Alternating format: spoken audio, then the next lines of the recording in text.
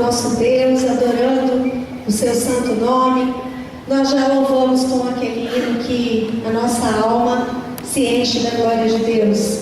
E é isso que nós vamos continuar agora, dizendo para o Senhor que nós ficamos felizes em estar aqui na casa de Deus. Amém? Você está feliz de estar aqui? Amém. Amém. Eu também estou. Então nós vamos continuar, falar para o Senhor que nós estamos felizes. Lembre-se que você não está falando para o seu amigo ao lado, para o seu irmão do lado. Você está falando para o Senhor, tá? Lembre-se que é para Deus que você está louvando, adorando e bendizendo o nome dele. Amém?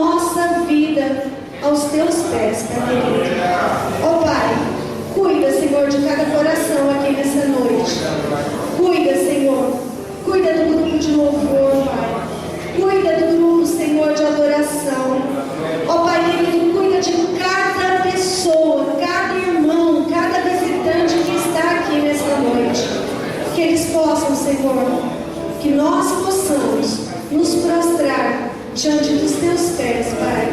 Que nós possamos te adorar, porque o Senhor sabe que sem ti nós nada somos. Pai, nós nada somos se não for com a tua presença, Pai querido.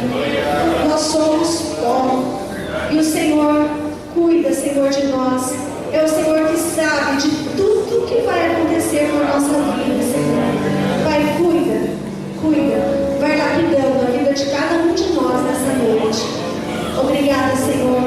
estarmos te louvando e te adorando.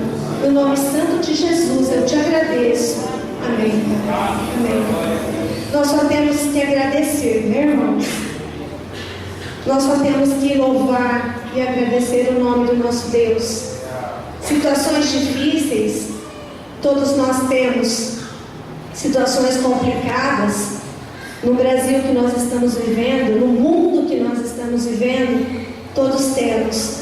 Só que se nós não colocarmos diante de Deus a nossa vida, aí a coisa vai ficar bem pior.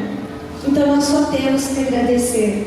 Então a gente vem aqui para louvar e para agradecer a Deus, porque nós estamos aqui.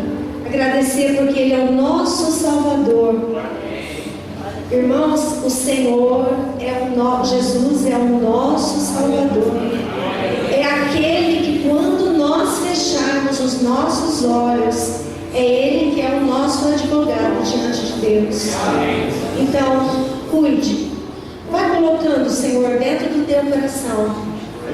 Vai pedindo a Deus para ficar juntinho de você, para te ajudar nas horas fáceis e nas horas difíceis. Então nós vamos dizer ao Senhor agora que aqui diante dele nós estamos para agradecer. Para agradecer. Para agradecer. Aleluia. Para agradecer. Amém. Graças dou, sempre a ti graças dou. Graças dou, sempre a ti graças dou. Graças dou.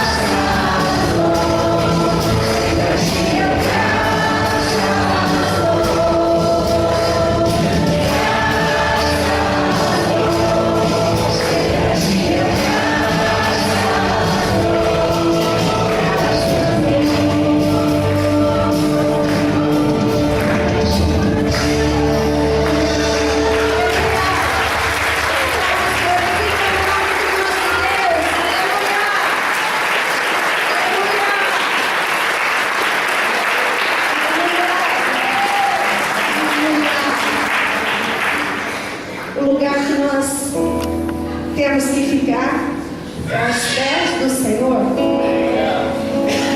o lugar de nós ficarmos aos pés do Senhor. Tão perto eu quero estar. Quero estar perto de Ti, Senhor. Aleluia. Peço ao Senhor, vou louvar com este hino, para você estar perto do Senhor.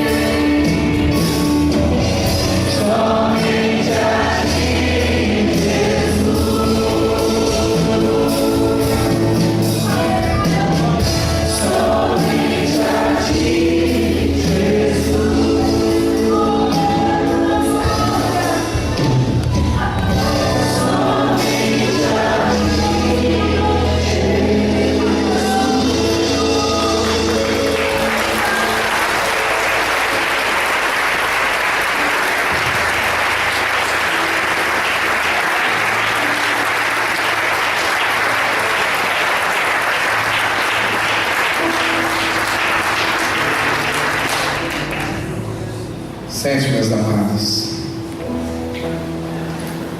Os pais que talvez chegaram depois que o culto começou, quero pedir que vocês sentem aqui à frente para nos ajudar em relação à mensagem que vamos ministrar nessa noite.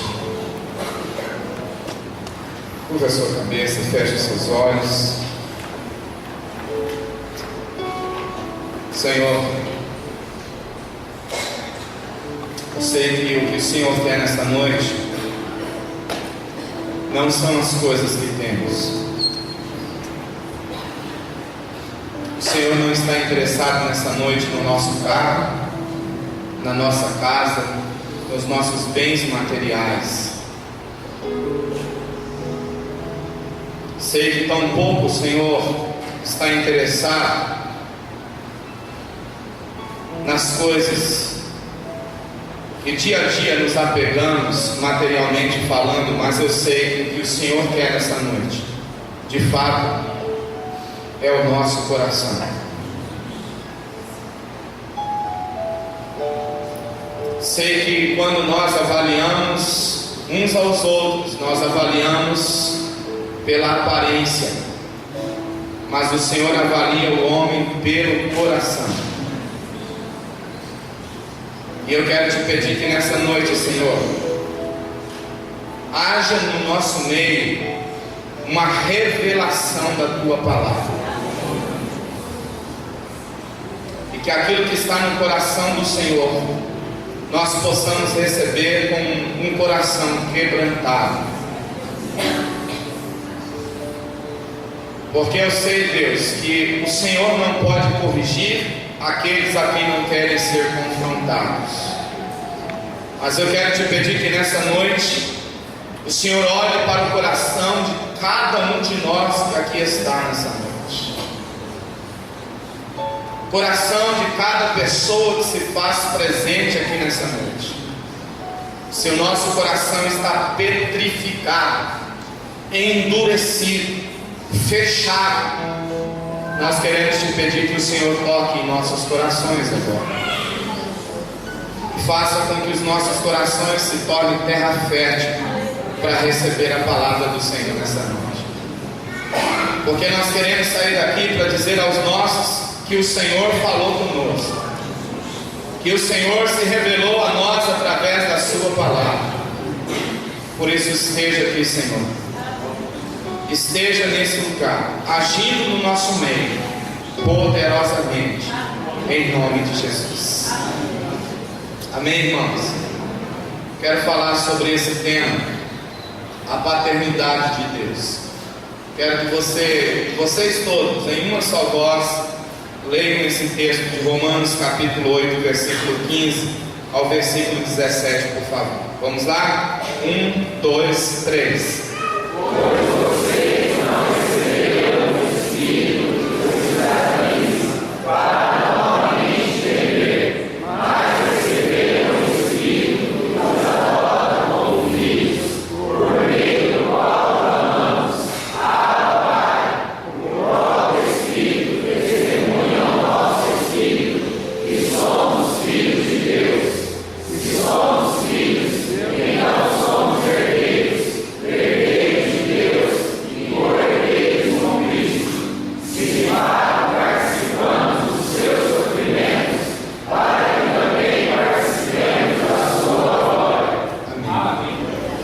Paternidade tem a ver com o modo como Deus se relaciona conosco.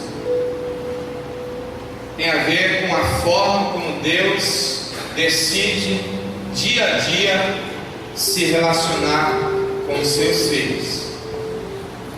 Filiação tem a ver com o modo como eu me relaciono com Ele. Tem a ver com o modo como eu me porto nesse relacionamento. Então, falar sobre paternidade é falar sobre um tema que tem incomodado demais o meu coração nesses dias. Porque pai quer dizer proteção, provisão, ternura e afeto. O pai, ele libera para a vida de um filho 3 coisas: proteção, direção e limites. Então, falar sobre paternidade é falar sobre um assunto muito sério, porque direção tem a ver com o futuro dos nossos filhos. Limites tem a ver com o comportamento que nós damos aos nossos filhos. Segurança tem a ver com a identidade que formamos nos nossos filhos. Então tem a ver com a direção que os nossos pais nos deram, tem a ver com os limites que os nossos pais nos deram, tem a ver com a segurança que os nossos pais promoveram a cada um de nós, e tem a ver agora com a reprodução disso nos dias em que nós estamos vivendo na vida dos nossos filhos. Todos vocês têm acompanhado as variadas configurações que se dá à família hoje, porque hoje encontramos famílias com configurações muito diferentes da tradicional família, pai, mãe e filho. Há quem diz que nós já temos hoje mais de 25 configurações de famílias. Famílias monoparentais, onde a responsabilidade está por conta de um só dos progenitores. Famílias de casais homossexuais, onde se adota crianças e com isso se forma uma família. Homem casando com homem, mulher casando com mulher e adotando um filho de uma outra família. Famílias com agregamento de muitos subgrupos, onde os seus membros fazem parte de variadas outras famílias. Várias configurações. E essas configurações, elas trazem resultados desastrosos. Então eu fico perguntando nessa noite, qual é o resultado dessas novas configurações? Qual é a consequência que essas novas configurações de família traz para a vida dos filhos? Vocês estão vendo aquela foto? Um menino com uma tesoura. E ele tem um gesto ali naquela figura. Aquela figura, ele está usando a tesoura para cortar o pai, para separar o pai dos seus outros irmãos e separar o pai da sua mãe. Separação sempre traz consequências, e as maiores consequências recaem sobre a vida dos filhos. O resultado dessas novas configurações são terríveis. Mas nós vamos ver alguns aspectos da paternidade de Deus na vida dos seus filhos, que pode nos ajudar ainda como igreja, como família, a restaurar a paternidade de Deus dentro de nossas casas, a restaurar a paternidade, a visão de paternidade de Deus na vida dos nossos filhos. Então, o primeiro aspecto da paternidade de Deus é conhecida pelo seu amor. A Bíblia diz em 1 João capítulo 4, versículo 8, que quem não ama não conhece a Deus, porque Deus é amor. Então, o primeiro aspecto da paternidade de Deus tem a ver com o seu amor. Agora, o hedonismo, ele é uma teoria, uma doutrina filosófico-moral que afirma ser o prazer, o supremo bem da vida humana. E essa teoria, essa filosofia indica que o caminho para a felicidade é a busca do prazer e a diminuição da dor. É a busca pelo prazer e a diminuição da dor. O hedonismo, ele tem uma visão sobre o amor. O amor, para essa doutrina, para essa filosofia, não passa de um sentimento, não passa de um prazer. E qual é o molde, o modelo do cristianismo que está sendo pregado nos dias em que nós estamos vivendo? Um cristianismo pautado no prazer, um cristianismo pautado no sentimento. Mas o que prega o cristianismo? O que prega a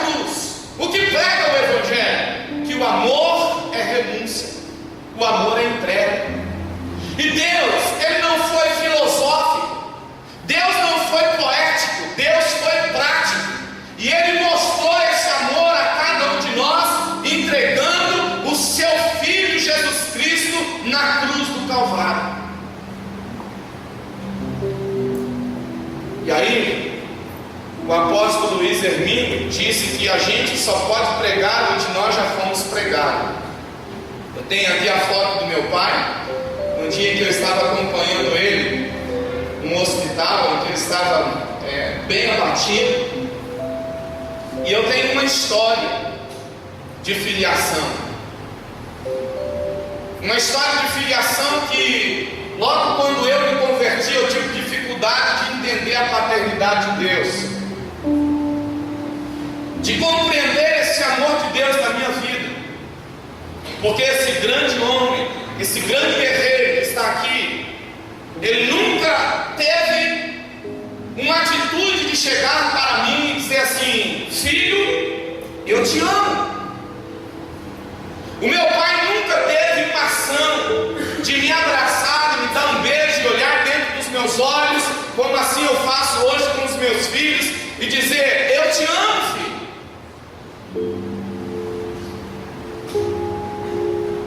Porque o meu pai não recebera isso dos seus pais. A história da minha família revela que a sua criação foi muito dura. A única coisa que o meu pai ouvia dos seus pais, ou seja, dos meus avós, era que ele, como irmão mais velho, tinha que trabalhar duramente, dia e noite, para servir de exemplo aos seus irmãos mais novos. Dia a dia ele tinha que trabalhar para servir de exemplo para os seus irmãos mais novos. Qual era o relacionamento que o meu pai tinha com os meus avós? Aquele relacionamento de levantar às 3h30, 4 horas da manhã, tomar um café muito rápido e ir para a roça, cuidar da roça. Qual era o relacionamento que meu pai tinha com os meus avós? Aquele relacionamento que voltava já quase fechando o dia, anoitecendo, tomava um banho, muito cansado. E o que uma pessoa cansada quer? Cama. Meu pai não teve um pai que o abraçasse, que o olhasse nos seus olhos e dissesse: pai, filho, eu te amo.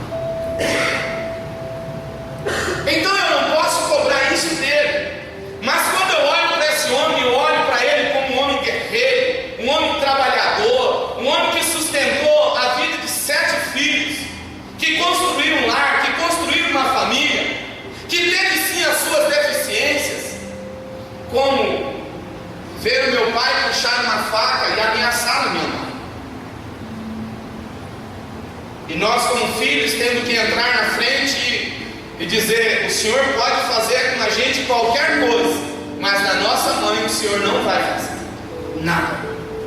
Ter que ter esse enfrentamento com a autoridade paterna dentro de casa, ter que nos desgastar por conta da bebida, por conta do álcool, por conta do tabaco, do fumo, por conta da ausência dele em casa, porque o tempo que ele tinha era o tempo para estar no bar, era o tempo para estar com os amigos, não era tempo para estar com os filhos. Eu conheço Jesus, começo a me relacionar com Deus e começo então os meus primeiros meses de vida cristã ter dificuldade de associar essa visão de paternidade de Deus com a paternidade da terra. E eu tive muitos bloqueios, muitas dificuldades para entender, para compreender, para discernir a paternidade de Deus olhando para a vida do meu pai. Mas passado o tempo, ao invés de sentir ou tentar sentir o amor desse homem falho, como sou falho em relação aos meus filhos, eu decidi crer no verdadeiro amor. Porque jamais o meu pai iria me amar do modo que talvez eu gostaria de ser amado. Porque ele não receberá isso como herança, ele não receberá isso como legado. Então eu decidi, depois de aceitar Jesus como meu Senhor e meu Salvador, a ir buscar e compreender essa verdadeira paternidade de Deus, mesmo com as dificuldades. E biblicamente eu comecei a aprender que o amor de Deus superava o amor de pai aqui na terra, que o amor de Deus superava o amor de mãe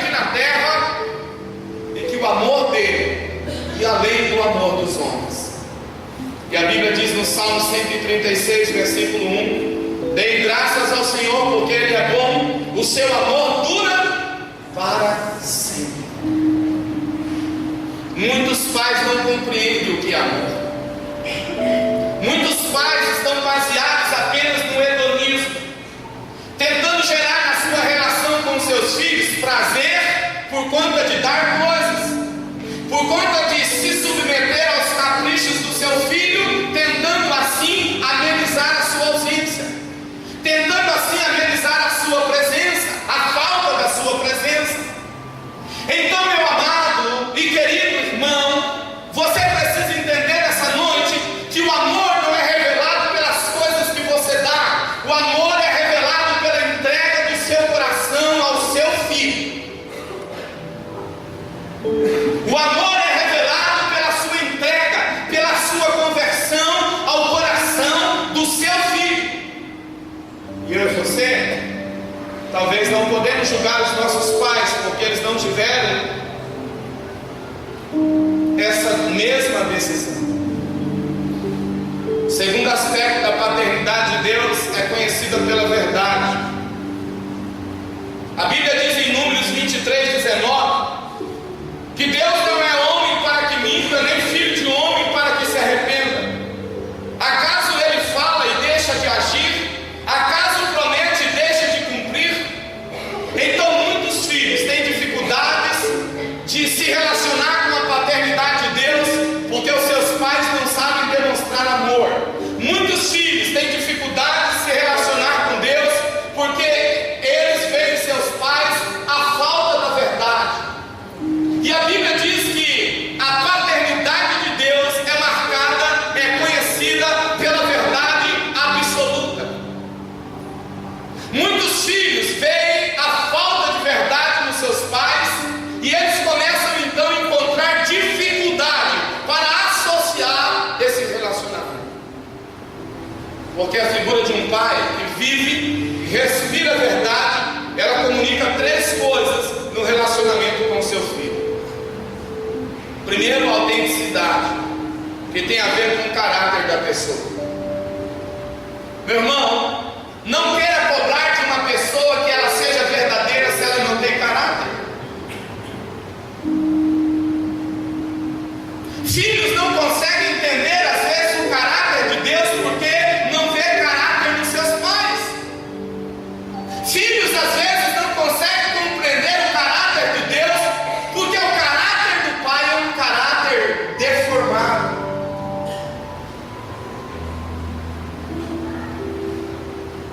Uma outra coisa que o respirar a verdade comunica é a identidade, que tem a ver com as suas convicções.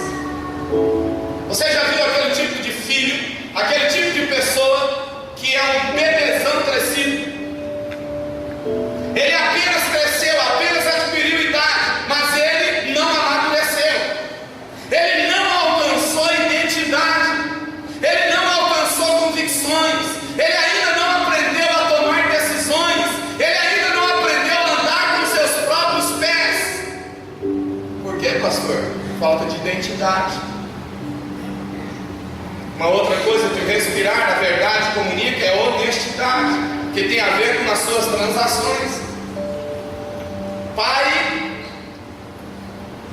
Pais que são escravos da mentira, são escravos de demônios que trabalham na área do engano. Pais que se relacionam dia a dia com a mentira e deixam de lado a verdade, ainda estão se permitindo ser enganados por demônios, porque diz a Bíblia que o pai da mentira é Satanás. Mas vimos biblicamente que o Deus que nós servimos não pode se comparar ao homem. Por quê? Porque o homem está propenso a mentir, mas Deus não é homem para mentir. Deus é homem para prometer e não cumprir a sua palavra. Mas os nossos filhos, quando vê um pai agindo nas suas transações, no seu modo de administrar a vida, lhe faltando a verdade, como que ele vai crescendo? Como é que ele vai administrar a vida futuramente? Como é que ele vai enfrentar o mundo futuramente? As circunstâncias contrárias futuramente? No modo cultural. Qual é o modo cultural do Brasil? Dar o jeitinho brasileiro. Uma mentirinha não mata ninguém. Mas de mentirinha e mentirinha o inferno está cheio. Então o que é que nós precisamos passar para os nossos filhos? A despeito do caráter de Deus. E como é esse caráter de Deus? Verdadeiro. Como que é esse caráter de Deus? Autêntico. Como é esse caráter de Deus? Honesto, verdadeiro. Mas se os nossos filhos nos veem mentindo, nós criamos uma dificuldade para eles entenderem a paternidade de Deus. Terceiro aspecto da paternidade de Deus é conhecida pela sua santidade. A palavra de Deus em Levítico capítulo 19, versículo 2 diz: diga o seguinte a toda a comunidade de Israel. Vocês são Israel de Deus hoje, amém? Sejam santos, porque eu, o Senhor, o Deus de vocês, é santo. Diga o seguinte a toda a comunidade de Israel: sejam santos, porque eu, o Senhor, o Deus de vocês, sou santo. O hedonismo vai dizer que a santidade de Deus é algo relativo. Não é verdadeiro, é relativo. Mas o cristianismo vai dizer que ser santo é ser separado. Ser santo é ser diferente.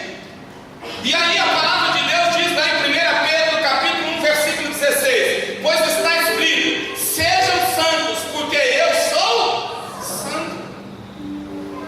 Então, o que é que eu e você devemos passar para os nossos filhos em relação à santidade de Deus?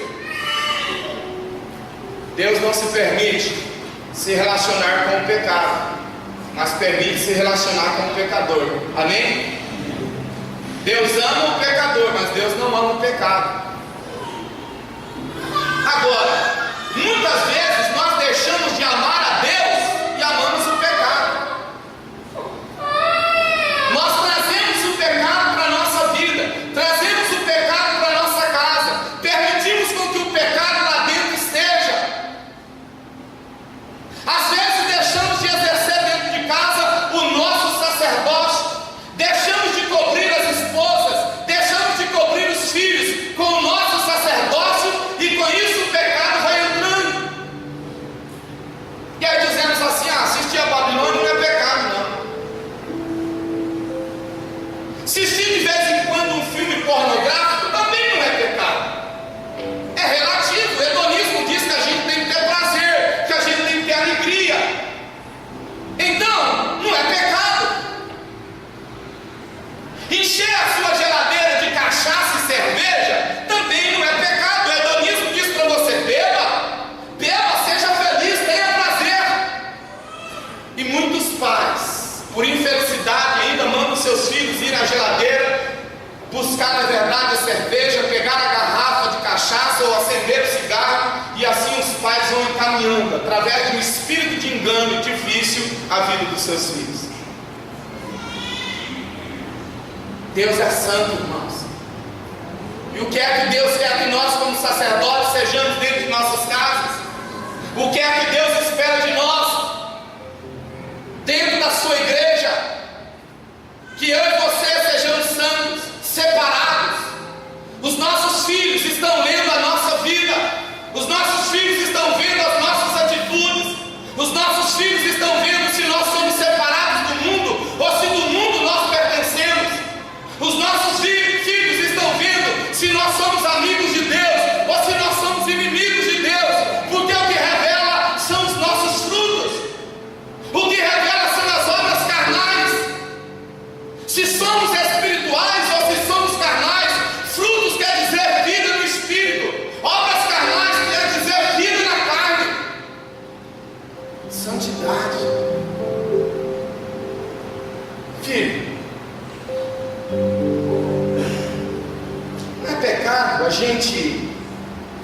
na verdade,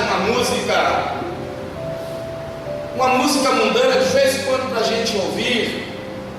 Não é pecado. E a gente vai dizendo, não é pecado isso, não é pecado aquilo, e a gente vai se acostumando com as coisas pequenas. Daqui a um pouco a nossa vida espiritual está no marasmo, destruída.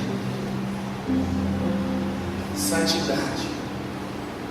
Como é que eu mantenho uma vida de santidade? Vindo à igreja no domingo à noite? Me escondendo atrás da religiosidade? Não, meus amados irmãos.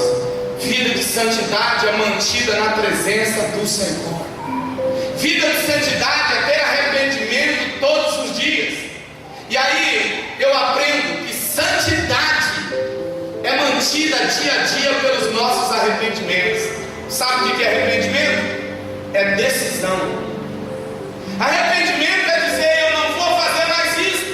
Arrependimento é mandar fora, é lançar fora tudo aquilo que afeta a santidade de Deus, o meu relacionamento com Ele, aquilo que entristece o coração dele. E aí a gente quer chegar num culto como esse, e a gente quer ver um grande avivamento, a gente quer ver um grande fogo, a gente quer ver um grande mover de Deus, mas na verdade o que a gente traz de casa é apenas cinzas. De um pai que não ora, de um pai que não lê Bíblia, de um pai que não se alegra quando disseram a ele, vamos à casa do Senhor. Pai, o senhor não vai na igreja? Hoje não, filho, hoje tem jogo do Corinthians, eu não posso perder. Pai, o senhor não vai na igreja? Não, hoje vai a seleção para jogar hoje. Escalado o Neymar para jogar, eu não posso perder esse jogo. Nós barganhamos a nossa relação com Deus com as coisas mundanas. Parece que tudo lá fora nos chama a atenção. Parece que tudo lá fora faz com que a gente perca o foco, a gente perca a direção. E a Bíblia diz, sede santos, porque eu sou santo. A figura de um pai que vive a vida de santidade comunica três coisas no relacionamento com o filho: adoração. Porque a gente acha que a adoração é vir aqui no culto, bater palma, cantar os cânticos da igreja. Mas a adoração é estilo de vida, meu irmão. Adoração tem a ver com o estilo de vida que você vive todos os dias da semana. Quem está vendo isso? Os seus filhos. Os seus filhos estão lendo a Bíblia em você. Porque há quem diz que o que vale não é as nossas pregações, mas é a nossa vida. Porque eu vou terminar essa mensagem e infelizmente, depois de gastar 10 horas em cima dela preparando, a ciência vai me dizer assim, eles só vão absorver 7%. É triste, né, pastor? Mas é a realidade. Adoração é estilo de vida. Não é apenas cantar, não é apenas bater palma, não é apenas pular dentro da igreja, mas é mostrar lá na casa, lá no seu lar, no seu relacionamento com a sua família, quem é você espiritualmente falando. Qual é a forma que eu adoro a Deus? Em espírito e em espírito e em verdade. Mas se eu não estou na verdade, se eu não estou na santidade, se eu não estou no amor genuíno, eu posso adorar a Deus em espírito e em verdade? Não. Adoração tem a ver com Deus, tem a ver com o modo como eu me porto todo dia ali, com o jeito como eu me apresento.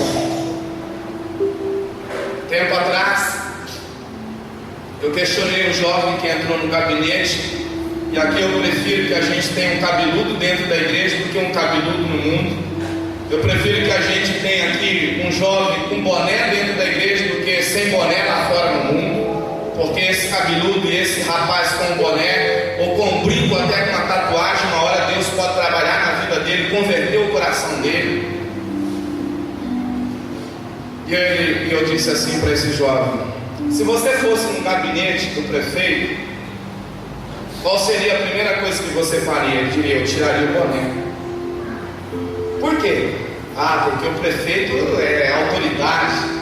Eu disse assim: o que dificulta você, no momento de oração, você tirar o boné na presença de Deus? Ele disse: olha, pastor, eu não tinha pensado nisso ainda. Eu ainda não tinha pensado nisso. Muitas vezes, amados, nós temos uma adoração de fachada, uma adoração de lábios, uma adoração em que nós falamos coisas que de fato nós não vivemos, que de fato nós não nos submetemos. Uma outra coisa que um pai que vive uma vida de santidade comunica é compromisso. Isso tem a ver com a família.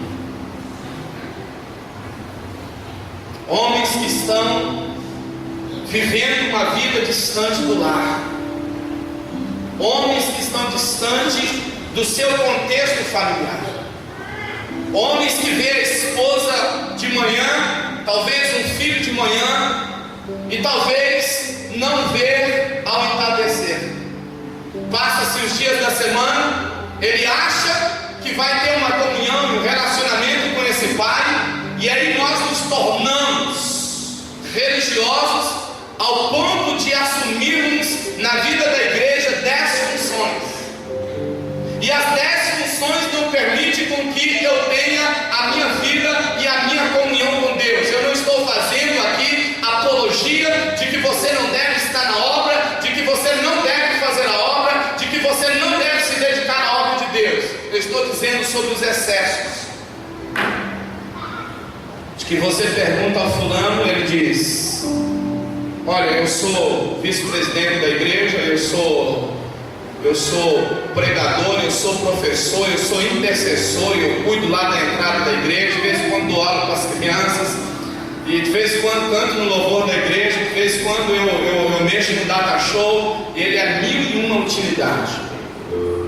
E a família fica procurando esse ser. Cadê ele? Cadê ela? Onde é que ele está? Eu estou dizendo sobre a igreja, mas e o trabalho? E o trabalho que o seu marido não te vê, a sua mulher não te vê, os seus filhos não te vê, porque você tornou-se um escravo do seu trabalho. O trabalho é tudo para você. Você diz assim: eu tenho que trabalhar para alcançar uma excelência na minha aposentadoria. Então eu estou trabalhando hoje para descansar amanhã. Isso não é uma verdade. Porque muitos trabalham, e o que ele ganha, ele acaba gastando com a sua saúde, porque ele adoeceu e ele perdeu tempo de qualidade com a sua família. Pais que não têm atitude de levar um filho numa sorveteria, tomar um sorvete com seu filho, pais que não têm atitude de pegar e gastar um tempo com seus filhos com qualidade. De repente, o que gosta de pescar vai pescar, o que gosta de jogar bola vai jogar bola, o que gosta de andar com o filho no parquinho vai andar no parquinho, o que gosta de deitar no chão e rolar no chão, rola no chão. Meus irmãos, outro dia ouvindo um testemunho, eu não sei se foi na Ana Maria, não sei qual foi o programa, mas entrevistaram o Luciano, que faz parte com o Zezé de Camargo, que não são exemplos de família, mas eu peguei um exemplo dele ali que me chamou bastante a atenção do Luciano. Recentemente agora ele casou e ele tem 2 filhas desse casamento, e ele disse que todos os dias que ele tem a oportunidade, quando ele não tem agenda de show, ele fica uma semana inteira, e a semana inteira ele vai levar as 2 filhas na escola e ele vai buscar as 2 filhas. E quando ele vai buscar, Roberto, as suas filhas, sabe o que ele leva para as 2 filhas? Ele leva uma pétala de rosa para cada uma delas, e espera as 2 no portão da escola, entrega a rosa para elas e está afirmando a vida daquelas 2 meninas todas as vezes que ele se relaciona com ela, dizendo: papai te ama, vocês são demais, vocês são importantes. Aí passavam-se umas fotos, ele deitado no chão, brincando com as meninas, se divertindo com ela. Estou dizendo de um testemunho de uma pessoa do mundo. Mas nós muitas vezes achamos que é desperdício gastar tempo com os filhos. Eu confesso para vocês que eu fiz isso muito mais com o William do que agora com o Nicolas. Muito mais com o William do que com o Nicolas. Talvez eu sou devedor para com ele, mas às vezes a gente acha que é perda de tempo. Tem pais que colocam um sorrisal na mão e ele entra na piscina e atravessa do outro lado, o sorrisal está aqui, ó.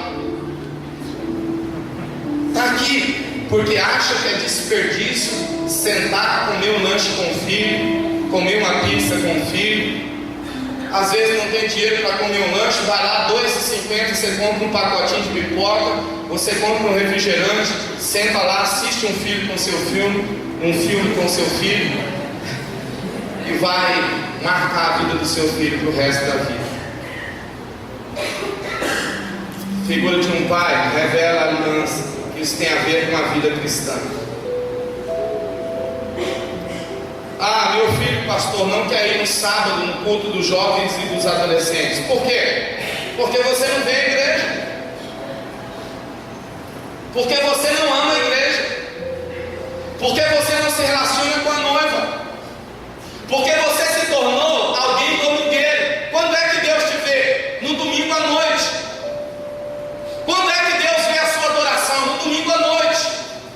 Nós estamos caminhando para um fenômeno religioso dentro das igrejas, que o povo está se tornando um povo domingueiro, de que Deus já não nos vê mais na sua casa durante a semana, Deus já não nos vê mais nas reuniões de oração, Deus já não nos vê mais com aquela sede, aquela vontade, aquela garra, aquela disposição. Deus já não vê mais os sacerdotes olhando para os seus filhos, dizendo assim: ei, nós vamos para a casa do Senhor. Como é que nós vamos para a casa do Senhor? Nós vamos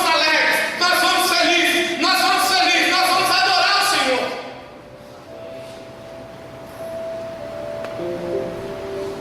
A forma como você traz a sua família para a igreja é como ela reage.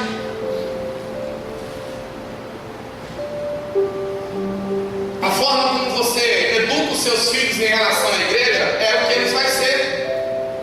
Então você pode mudar a história. Pastor, eu não tive um pai que me levou à igreja. Eu não tive um pai que me instruiu na palavra. Pastor, eu não tive um pai que me educou na vida cristã. Mas você tem um pai que te educa hoje. Você tem um Deus que te corrige hoje. Você tem um Deus que te marca pela forma como Ele traça os seus caminhos. Então você pode mudar a sua história. Você pode mudar a história dos seus filhos em relação à vida cristã. Eles não vêm no sábado à noite, não é porque eles não querem, é porque você não é motivador, porque você não causa nenhuma motivação a eles em relação à vida de devoção a Deus. Os seus filhos veem você com os joelhos dobrados, orando, lendo a Bíblia, clamando ao Senhor, chorando na presença dEle. Os seus filhos ouvem dentro da sua casa músicas de louvor, de adoração ao Rei dos Reis. Os seus filhos ouvem você afirmando a identidade deles. Aliança tem a ver com a vida cristã. Você já viu aquele tipo de pai que você não pode puxar um pouquinho a orelha dele, que ele já diz assim: eu vou mudar de igreja, eu vou para uma igreja que o pastor bate mais leve. E aí vai, muda de igreja, corre da exortação, corre da correção, corre da disciplina. E aí você leva com você aquele estado de insubmissão e rebeldia para aquela igreja. Os seus filhos vão junto. Se lembre que amanhã eles vão sair debaixo das suas asas, eles vão se tornar independentes. Qual é o exemplo que você deu a eles? Qualquer dificuldade que você encontrar na igreja, mude de igreja, mude de ministério. Há tantas igrejas por aí, há tantos ministérios por aí, para que ficar na igreja?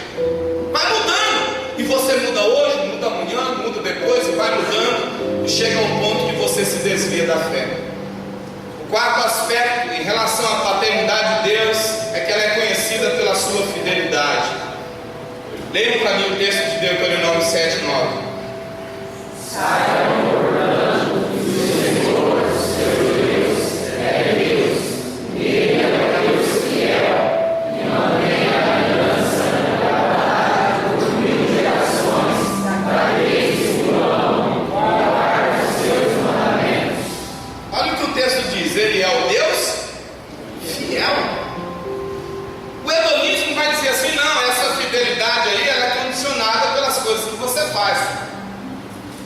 Entende? Se você trouxer o dízimo à igreja, Deus é fiel. Se você trouxer a oferta à igreja, Deus é fiel. Se você der uma oferta com um volume maior, uma expressão maior, Ele vai te abençoar 100 vezes mais, porque Ele é fiel. O hedonismo diz assim: essa fidelidade é condicionada ao que você faz. Mas o cristianismo diz que fidelidade tem a ver com o caráter de Deus. Porque a Bíblia diz: se somos infiéis, Ele permanece fiel, pois não pode negar-se a si mesmo. Então, fidelidade não tem a ver com as coisas que fazemos para Ele. Fidelidade tem a ver com o caráter de Deus. Agora, a figura de um pai que é fiel a Deus, a família, a igreja, ele comunica 3 coisas no relacionamento com o filho. Seriedade tem a ver com a sua vida administrativa. Pais que não sabem administrar a sua vida financeira não são exemplo para os seus filhos. Pais que compram e não pagam não são exemplo para os seus filhos. Pais que não cumprem aquilo que diz não são exemplo para os seus filhos. Por quê? Isso demonstra falta de caráter. E a fidelidade ligada à paternidade de Deus está ligada ao seu caráter. Ele é fiel, mesmo que eu seja infiel. Não, pastor. Quando eu tiver um salário de 10 mil reais, eu vou honrar a Deus com o meu dízimo e com a minha oferta. A Bíblia diz: sede fiel no pouco e eu. Vocês sabem. Sede fiel no pouco e eu te colocarei. Seriedade com a vida administrativa permite você honrar a Deus com a sua semeadura, com a sua oferta. Seriedade permite você honrar com provisão a sua família, com amor e cuidado. Mas se você não sabe administrar aquilo que Deus tem colocado nas suas mãos, o que é que você está ensinando aos seus filhos?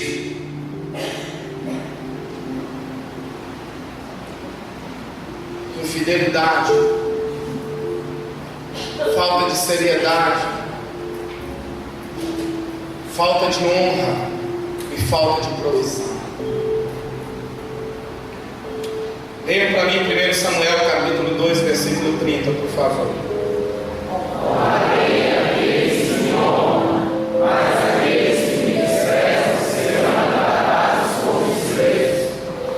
Verdade. A gente quer que Deus tenha um compromisso com a gente, mas a gente não tem nenhum compromisso com Ele. A gente quer que Deus nos abençoe, que Deus nos prospere, mas a gente não tem nenhum compromisso com Ele. Porque a gente acha que honrar a Deus com o nosso dízimo e a nossa oferta é, como muitos dizem aí, é encher o bolso do pastor. É permitir que o pastor coma da lã das ovelhas. Mas, meu irmão, em nome de Jesus, ser fiel a Deus, demonstrando seriedade, honra e provisão, tem a ver com fidelidade. Fidelidade. E fidelidade tem a ver com caráter. A gente não deixa de dizimar e ofertar. A gente não deixa de honrar a Deus e honrar a família com amor e cuidado. Não é porque nós não temos, por falta de caráter. Entende isso? Porque se coloca o dinheiro em todo lugar, mas a gente não se preocupa com amor e cuidado da casa do Senhor. Lá na minha casa, pastor, o senhor vai lá, começando da área da minha casa, o senhor vai ver que o meu carro é um carro do ano. Eu não ando carro, todo ano eu troco de carro. O senhor vai vai entrar na sala da minha casa, o senhor vai ver que os vasos que eu tenho lá, o mais baratinho custa R$1.500, e aí o senhor vai vendo um sofá sofisticado, televisão de última geração. O senhor entra na sala de estar, pastor, é tudo cristal. O senhor entra no meu quarto, é conforto, tem ar-condicionado embaixo, ar-condicionado em cima. Ah, pastor, a minha casa é um conforto. E a casa de Deus? E a casa do Senhor? E os ministérios que precisam ser assistidos por nós, como sacerdotes? Glória a Deus, porque Deus está te dando cuidado, né? Ele está te permitindo você ter cuidado, amor e cuidado, provisão para com a sua família, mas com isso, você não pode esquecer da seriedade, você não pode esquecer da honra, você não pode esquecer da provisão em relação à sua casa. Porque se você não é fiel no seu dízimo, você não é fiel na oferta, o que você está ensinando para os seus filhos? Vale a pena ser fiel. Você pode cantar, você pode pular, você pode fazer o que você quiser, porque a minha vida cristã está pautada pela filosofia, pela doutrina hedonista. O bom mesmo é ter prazer, o bom mesmo é ter alegria, o bom mesmo é viver a vida, mas não ser fiel. 1 Samuel 2,30 diz: honrarei aqueles que me honram, mas aqueles que me desprezam serão tratados com desprezo. Leiam para mim Provérbios 3,9.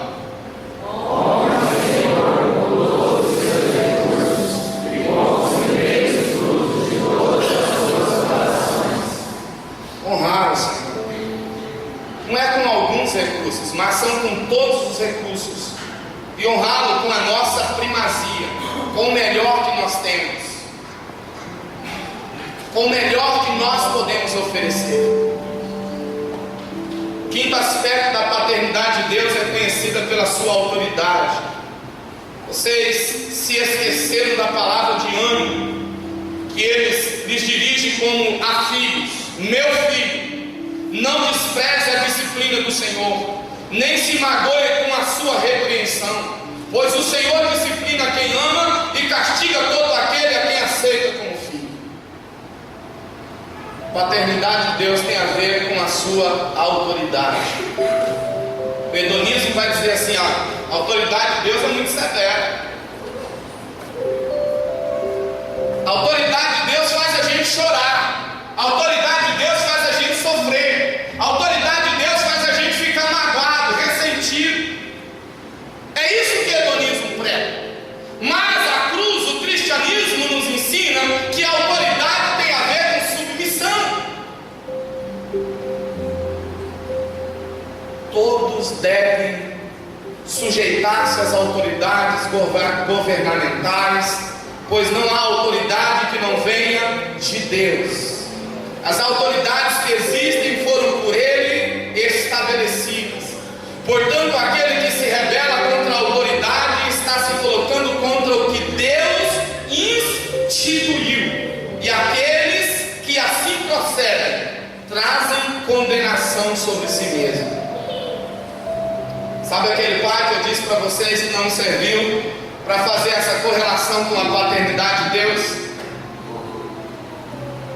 Nós mudamos a história de relacionamento da nossa casa depois que nós conhecemos a Jesus. Agora eu não faço isso porque ele está muito fraquinho, está bem adoentado, mas já houve vezes de eu chegar em casa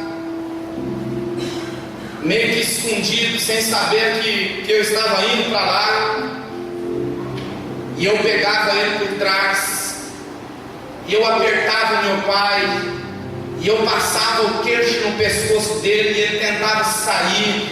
Algumas vezes eu jogava ele em cima do sofá, mordia a orelha dele, mordia a bochecha dele, e falava: pai, eu te amo. Sabe o que meu pai, que a vida toda não conseguiu transmitir esse amor de forma prática, começou a fazer comigo e começou a fazer com os meus irmãos? A beijar o meu rosto. O meu pai nunca teve a atitude de pegar um filho, cobrir com um lençol, cobrir com um cobertor. Para ele a vida era levada de qualquer jeito.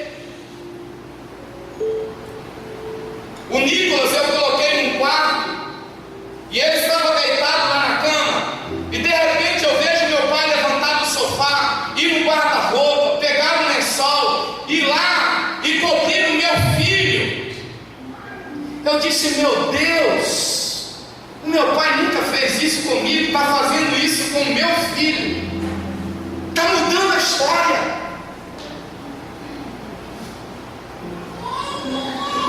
A autoridade precisa ser reconhecida mesmo quando ela está errada. A autoridade precisa ser reconhecida mesmo quando ela está na contramão. Porque quando você é agente de transformação, você muda a mentira em verdade, você muda o caos e dá vida.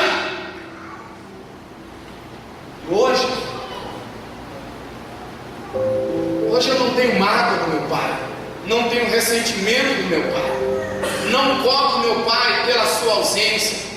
Sabe por quê? Porque quando eu reconheci a autoridade da paternidade de Deus, eu entendi essa autoridade de Deus sobre a minha vida, eu entendi essa autoridade constituída por Ele, eu aprendi a pedir perdão. E a primeira coisa que eu fiz ao me relacionar com essa paternidade foi olhar para dentro do olho do meu pai e lembrar daquelas vezes que eu tive que entrar na frente, que eu tive que confrontá-lo, que eu tive que dizer para ele, em alguns momentos: eu sou homem como o Senhor é homem, eu te enfrento como devo enfrentar. Olhar para dentro do olho dele e dizer: meu pai, me perdoa. A partir daquele dia, meus irmãos, a minha vida, ela tomou um novo rumo, ela tomou uma nova direção. Eu comecei a compreender mais sobre a autoridade de Deus na minha vida. Eu comecei a compreender um pouco mais sobre a autoridade constituída por Ele na terra. Porque a figura de um pai que exerce a autoridade sobre a vida de seus filhos comunica três coisas no relacionamento: respeito, isso tem a ver com comportamento.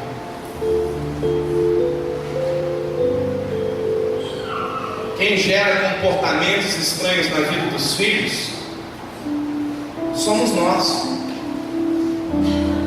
Somos nós. Porque o menino tem lá um comportamento, né? Está lá andando no supermercado, de repente você está segurando ele no colo, está segurando ele pela mão, pelo braço, e de repente ele dá um tapa na cara. Aí um monte de gente olhando para você, e você diz assim: não liga não, isso aí acontece. Você não disciplina quando chega em casa, você faz de conta. Você diz assim: não, meu pai nunca levantou a mão, meu pai nunca usou a vara, meu pai nunca me fez uma correção. Então você banaliza a autoridade e você não exerce a sua autoridade, vai gerando uma deformação no seu filho, de forma que o comportamento dele gera estranheza. Estranheza para a sociedade, estranheza para as pessoas. Porque o teu filho te xinga e você não faz nada. Hoje é bonitinho a criança xingar o papai, xingar a mamãe, xingar as pessoas, e todo mundo ri e diz: nossa, que bonitinho, começou a falar, que lindo. Onde é que está a autoridade do pai sobre a vida de um filho que desrespeita a mãe? Onde é que está a autoridade de um pai sobre a vida de um filho que se submete à autoridade da mãe, às autoridades constituídas por Deus? Nós muitas vezes não esperamos muito de alguns. Por quê? Porque se eles não respeitam o pai que tem, a mãe que tem em casa, será que ele vai respeitar o pastor da igreja? Será que ele vai respeitar a figura de autoridade pastoral, sacerdotal na igreja? Pastor, meu filho não me respeita. Por que não te respeita? Meu filho não respeita a minha esposa. Por que não respeita? Porque nós promovemos esse comportamento errado. Um pai que exerce autoridade comunica limites. E limites têm a ver com fronteiras. Pai tem que saber falar não. Pais precisam saber dizer não e dizer sim. Mesmo que o filho chore, mesmo que o filho faça beicinho, mesmo que o filho não converse com você 1, 2, 3 dias, uma semana, mas você precisa exercer sua autoridade e dizer: não é não, e não barganhe com seu filho.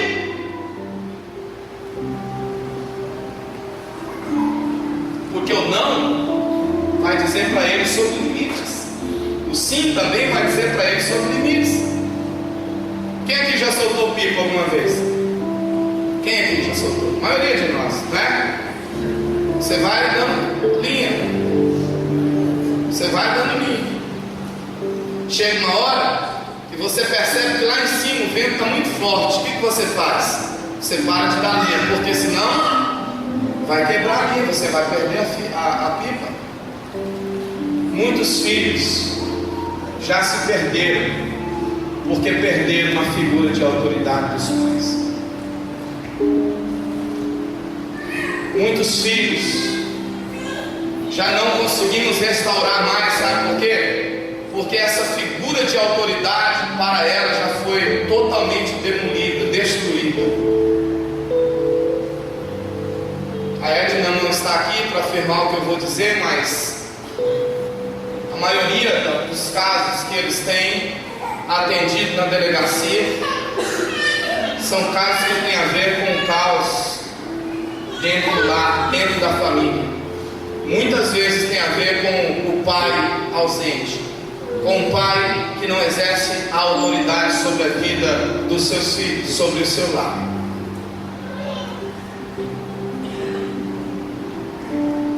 Pai que não sabe pôr limites.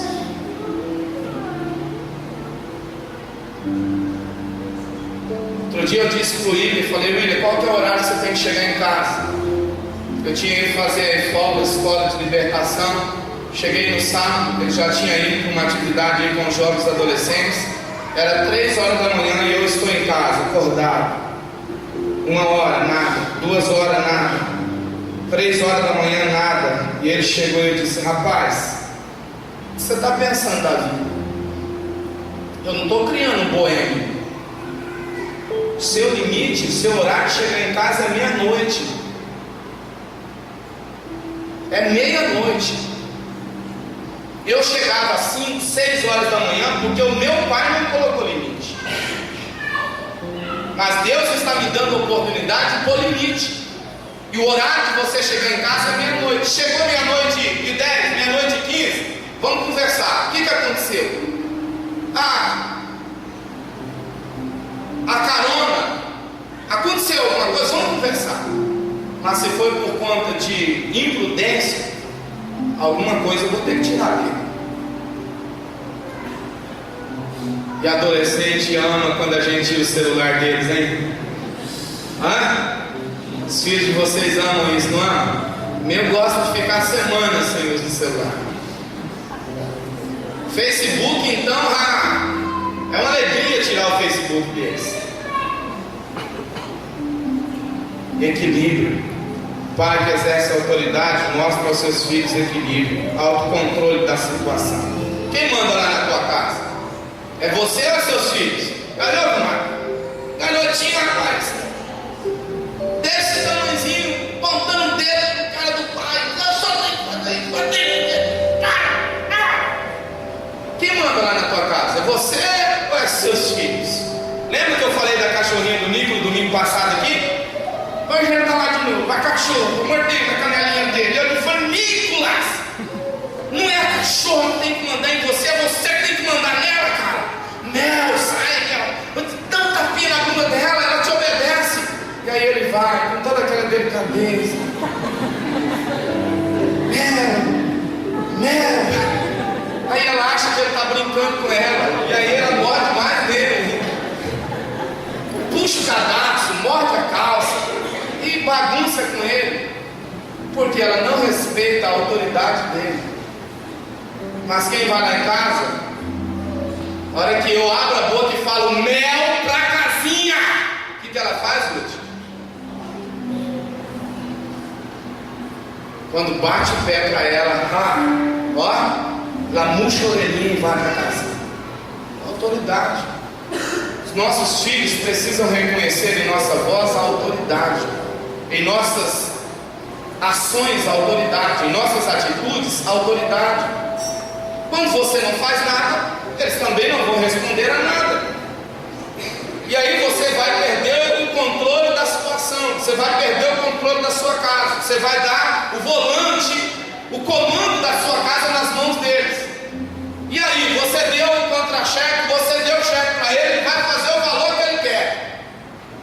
Ele vai gastar do jeito que ele quer. Ele vai viver a vida do jeito que ele quer. Por quê? Porque não tem equilíbrio.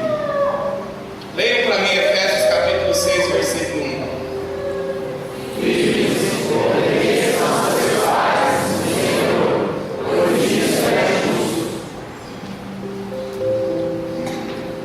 Todos os jovens e adolescentes que estão aqui, por favor, fiquem em pé vocês.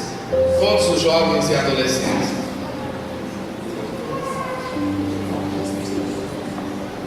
Olha lá, pastor, tanto de jovens e adolescentes que nós temos. Olha.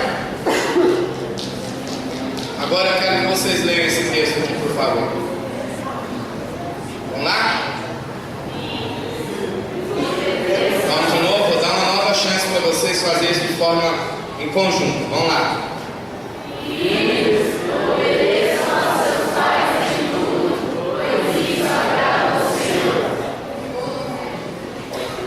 Podem sentar-se. Obedecer aos pais é o quê? É algo justo. Amém? É justo. Obedecer, reconhecer a autoridade dos seus pais é algo justo. Agora, leiam para mim, por favor, Colossenses 3:20. Vamos lá. Filhos, obedeçam aos seus pais em tudo, pois isso agrada ao Senhor. A Bíblia está dizendo que os filhos têm que obedecer parcialmente à autoridade dos pais. Não é isso? O que a Bíblia está dizendo? Que os filhos devem obedecer em tudo. Agora, os pais que aqui estão, por favor, coloque-se de pé. Todos os pais. Todos. Homens e mulheres, todos. Agora eu queria que vocês lessem para os filhos que estão sentados, jovens e adolescentes. Leiam esse texto, por favor. Pais, não irritem seus filhos, para que eles não se desanimem. Podem sentar-se. Qual é o modo, o meio, a forma como eu desanimo os meus filhos? Qual é a forma que eu desgasto a minha autoridade em relação aos meus filhos? Irritando, provocando eles. E a Bíblia diz que os pais não podem provocar, os pais não podem irritar os seus filhos. Por quê? Para que eles não venham desanimar. Agora, qual é a resposta que eu e você daremos a essa mensagem hoje à noite? A Bíblia diz em Malaquias 4:6: Ele fará com que os corações dos pais se voltem para os seus filhos, e os corações dos filhos para os seus pais. Do contrário, eu virei e castigarei a terra com maldição. Então, o que é que Deus quer nessa noite? Qual é a resposta que Deus quer que eu e você demos a essa mensagem? Qual é a resposta? A resposta está na parte B desse versículo, que diz que Ele fará com que os corações dos pais se voltem para os seus filhos. Fecha a mensagem aqui. Herança, legado, não tem nada a ver com merecimento. Tem a ver com filiação. Porque muitas vezes eu me vejo errando em relação à minha educação com os meus filhos, e fazendo um mapeamento da minha vida, fazendo uma avaliação da minha vida. O que é que eu estou fazendo? Reproduzindo comportamentos, reproduzindo o que eu recebi, transferindo o meu legado, o que eu recebi do meu pai, o que eu recebi da minha mãe. Então, herança, legado não tem a ver com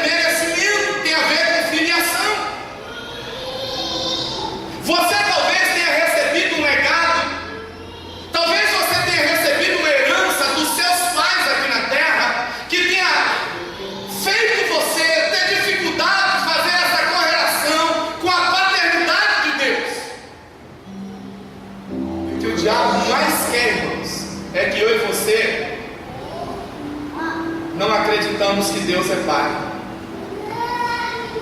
O que o diabo mais quer é que eu e você tenha uma visão desgastada, distorcida da paternidade de Deus. Sabe por quê? Porque se ele conseguir fazer isso, ele vai conseguir provar para nós que nós não somos herdeiros, que nós não somos filhos.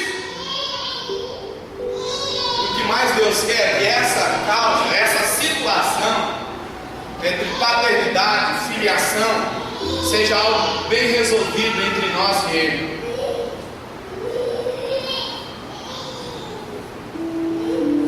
E nessa relação com Ele, eu posso mudar a história de outras gerações, fazendo com que o que eu vou transmitir, com o que eu vou deixar para os meus filhos, seja algo muito maior, algo muito mais abençoador do que o que eu recebi do meu pai, do que o que eu recebi da minha mãe. Porque agora em Cristo Jesus, eu sou com Ele co-herdeiro. Com Ele há promessas na minha vida que tem mudado a minha história hoje, continuará mudando e vai mudar a história de outras gerações. Então eu gostaria de fazer algo profético aqui nessa noite. O que é que nós precisamos fazer essa noite? Permitir com que Deus, nessa noite, faça com que os corações dos pais se voltem para os seus filhos. Eu queria que,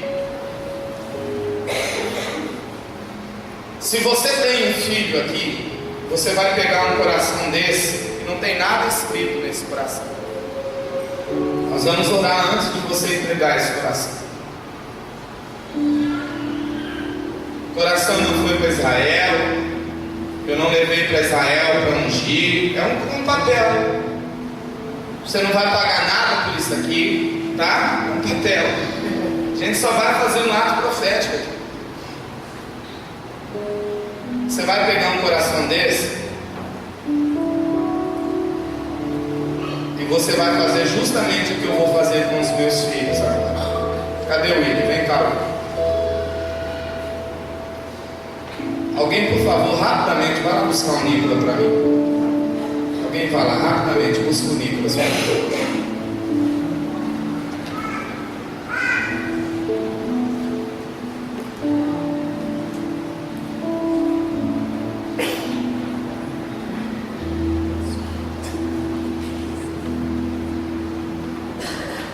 Bonito, meu filho, né, irmãos?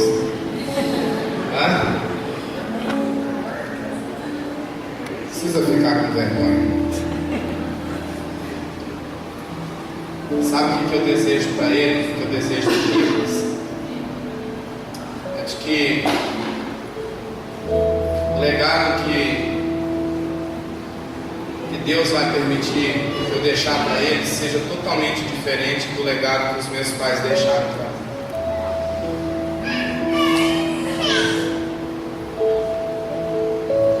Mas eu tenho certeza de que se vocês perguntarem para ele, às vezes ele vai dizer para vocês assim: meu pai pisou muito na bola comigo, pelos excessos, não é pela falta, às vezes é pelos excessos, mas eu prefiro errar pelos excessos do que errar pela falta. Porque os excessos ele pode me perdoar, mas as faltas vão gerar transformações, uma transformação totalmente deformada, né, no caráter deles.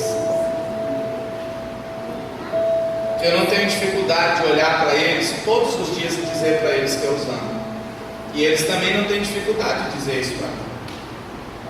Aliás, os amigos dele acham isso estranho quando eu vou buscar na escola, porque na hora que ele entra no carro, o dia que a gente não está com uma relação meio tempestuosa, porque o dia que está meio tempestuosa, Alberto, entra e sai do jeito que, entendeu?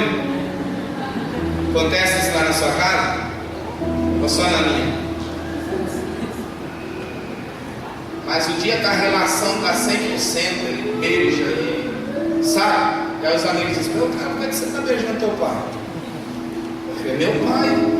Entende? Para o mundo isso é estranho. A gente olhar para o filho. Outro dia eu estava andando com ele na rua, né? Abraçado assim. Um monte de gente passando, porque hoje um homem abraçado com o outro. Estranho, né?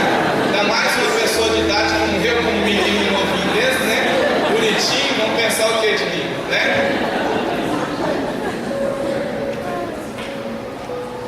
Mas eu quero dizer, William, quero dizer, Nicolas, que eu amo demais vocês.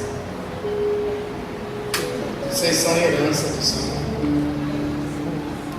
E eu quero, William, eu quero, Nicolas, pedir perdão para vocês, diante da igreja que eu pastorei, diante da igreja que Deus permitiu, com que o vosso pai seja pastor, a minha família, a família que Deus tem nos dado, que a gente não precisa esconder nada dela. Eu quero pedir perdão para vocês dois, por em algum momento, talvez eu desgastar essa visão de paternidade na vida de vocês. Quero pedir perdão para vocês. Quero pedir perdão para vocês. Sabe o que eu quero nessa noite? Eu quero dar o meu coração para você. Esse coração que eu tenho, ele já é de Deus, mas eu quero que o meu coração, William, se volte para você. E que essa entrega possa fazer com que nós dois venhamos nos aproximar, venhamos ter um relacionamento de pai e filho, filho e pai, que a gente comunique os aspectos da paternidade de Deus no nosso relacionamento. Filho, que esse pedido de perdão restaure a sua alma. Que esse pedido de perdão restaure o seu coração. Porque o que eu quero, filho, é que você seja um grande homem, mas um grande homem de caráter, de que os seus amigos possam ver em você algo diferente. Amém? Deus, eu quero dar meu coração para você. Tá bom? Olha para o papai, eu amo você, filho. Você é uma bênção na minha vida, como ele é uma bênção na minha vida. Eu quero te pedir perdão, talvez desgastar pelos excessos dessa visão de paternidade, de Deus, daquele Jesus que você já o conhece. Eu quero te pedir perdão. Quero dizer que te amo, filho. Quero que você cresça, que você seja um grande homem de Deus. Que o caráter dele esteja impregnado em você, que o caráter dele esteja impregnado em você. Amém. Senhor Deus e meu Pai, eu quero colocar a vida dos meus dois filhos na presença do Senhor. Eu sou sacerdote da minha casa, Deus, e eu não quero ser como Eli. Eu não quero, Senhor, ver os meus filhos pecarem, errarem, e não dar a eles o limite, não dar a eles a correção, e não dar a eles a disciplina. Eu quero ser, Senhor, na vida deles, instrumento abençoador. Ainda que eu precise disciplinar essa disciplina, eu quero que seja comunicada ao coração deles com amor, porque o Senhor corrige a quem o Senhor ama, o Senhor disciplina a quem o Senhor ama.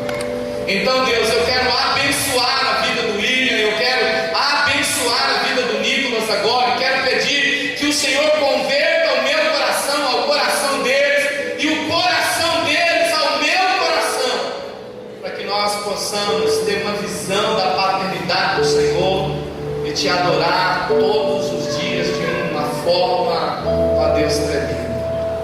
Toma a minha vida, Pai, toma a vida dos meus filhos nas tuas mãos, em nome de Jesus.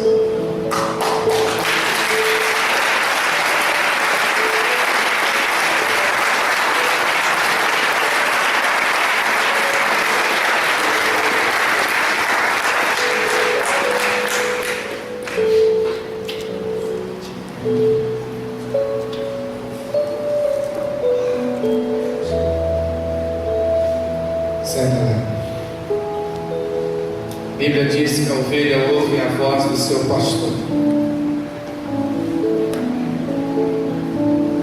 Eu estou aqui nessa noite como uma espécie de pai espiritual sobre a vida de vocês. você quiser fazer isso, faça isso agora. Vem aqui, pega um coração desse, um ato profético, vá até o seu filho e diz: filho, eu amo o meu coração. Eu quero mudar a história de outras gerações. Eu quero que a partir de você, outras gerações também sejam mudadas.